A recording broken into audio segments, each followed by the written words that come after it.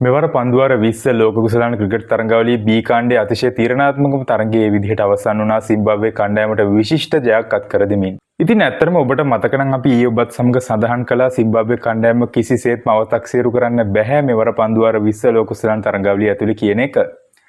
ඉතින් ඔබට දැන් තේරෙනවා ඇති මේ කතාව සත්‍යයක් බවට පත් වුණා සිම්බාබ්වේ කණ්ඩායමට හැකියාව ලැබුණා.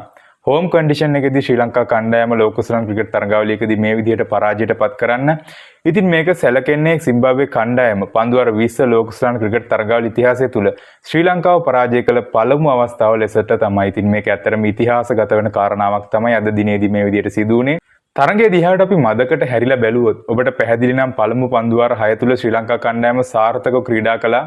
ඉතින් මේ නරඹද්දි නම් අපිට හිතුනේ ශ්‍රී ලංකා කණ්ඩායම ලකුණු 200කට වඩා වැඩි ඉලක්කයක් සිම්බාබ්වේ කණ්ඩායමට ලබා දෙයි කියලා. නමුත් කෙමෙන් ශ්‍රී ලංකා කණ්ඩායමේ කඩළු මිද වැටුණා. ඉතින් ඒකත් එක්ක එම ලකුණු සංඛ්‍යාවට ශ්‍රී ලංකා කණ්ඩායමට යාමට නොහැකි වුණා. අවසානයේදී ශ්‍රී ලංකා කණ්ඩායම ලකුණු 178ක් රැස් කිරීමට සමත් වුණා. ඉතින් සිම්බාබ්වේ කණ්ඩායමට ලැබුණේ ලකුණු 179ක ඉලක්කයක්. ඔබ දැක්කා නම් ඔවුන්ගේ ආරම්භක පිතිකරුවන් දෙදෙනාගේ පිතිකරණය. ඇත්තටම මේ ගැන කතා කරන්න අවශ්‍යයි. ඒකට හේතුව තමයි උන් දෙදෙනා එතරම්ම කලබල වුණේ නැහැ ලකුණු රැස් කරන්න. විශේෂයෙන් බ්‍රයන් බෙනට් එක අන්තයක් ආරක්ෂා කරගෙන අනෙත් පිතිකරුවාට ලකුණු රැස් කිරීමට අවස්ථාව ලබා දුන්නා. මරුමානිට ලකුණු රැස් කිරීමට අවස්ථාව ලබා දුන්නා. ඉතින් මරුමානි ඒ අවස්ථාවෙන් උපරිම ප්‍රයෝජන ගත්තා. ඔහු තමයි ඇත්තටම ආරම්භක අවස්ථාවේදී වේගෙන් පිතිකරණයේ යෙදුනේ. ඔහුගේ දැවියාමත් එක්ක රයන් බර්ල් පිටියට පිවිසුණා. ඉතින් ඔහුත් වේගෙන් ලකුණු රැස් කිරීමට උත්සාහ කළා. ඉතින් මේ විදිහට තමයි උන්ගේ ඉනිමේ ආරම්භය ගලාගෙන ගියේ. එතනින් පස්සේ සිකන්දර් රාසා පිතිකරණයට පැමිණීමත් එක්ක තරගයේ ප්‍රතිඵලය සම්පූර්ණයෙන්ම වෙනස් වුණා. ඉතින් ඔහු තමයි අතරම තරගයේ ටර්නින් පොයින්ට් එක බවට පත් උනේ. ඔහු ඊටමත් වේගෙන් ලකුණු රැස් කරා. ඉතින් ඒකත් එක්ක තමයි සිම්බාබ්වේ කණ්ඩායමට මේ තරග ජය ලැබීමට ප්‍රධාන සාධකය බවට පත් උනේ. ඇත්තටම බ්‍රයන් බෙනට්ගේ පිතිකරණය ගැන අපි කතා කරන්න ඕනේ. විශේෂයෙන්ම ඔහු ආරම්භක පිතිකරුව විදිහට පිටියට ඇවිල්ලා තරගයේ ඉනිම අවසන් වෙනතුරුම ඔහු පිතිකරණයේ යෙදුණා. ඔහු නොදැවී ලකුණු රැස් කිරීමට සමත් වුණා.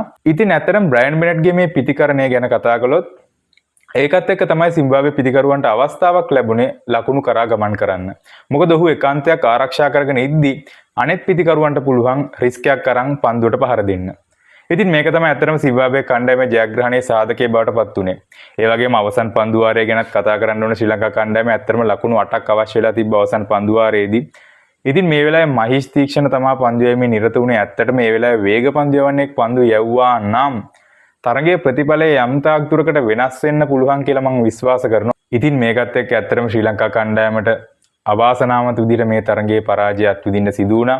ඉතින් සිම්බාබ්වේ කණ්ඩායම තමයි B කාණ්ඩයේ අපරාජිත කණ්ඩායම විදිහට සුපිරි 8 දෙනාගේ තරඟවටයට පිවිසෙන්නේ. මේ තරගයේ ටර්නින් පොයින්ට් එක බවට පත් උනේ ඇත්තටම අවසන් පන්දුවාරයේ. ඉතින් යම් කිසියකින් වේග පන්දු යවන්නෙක්ගේ පන්දුවාරය යොමු කළා නම් ඇතැම් විටක අපිට ජයග්‍රහණයක් ලබා ගන්න පුළුවන් හැකියාවක් තිබුණා කියලා මම විශ්වාස කරනවා.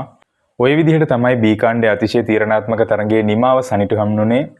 ඉතින් සිම්බාබ්වේ කණ්ඩායමට හැකියාව ලැබුණා ඉතිහාසය අලුතෙන් ලියන්න. කොහොම වුණත් ශ්‍රී ලංකා කණ්ඩායමට අපි සුබ පතනවා. ඉදිරි තරගය කියන්නේ සුපිරි 8 දෙනාගේ තරග වටේදී ඔවුන්ගේ දක්ෂතා අපිට නැවතත් දකින්න පුළුවන්කම ලැබෙයි කියලා අපි විශ්වාස කරනවා. ඉතින් අපි බලමු සුපිරි 8 දෙනාගේ තරග වටේදී ශ්‍රී ලංකා කණ්ඩායම කොහොමද දක්ෂතා දක්වන්නේ කියන එක ගැන.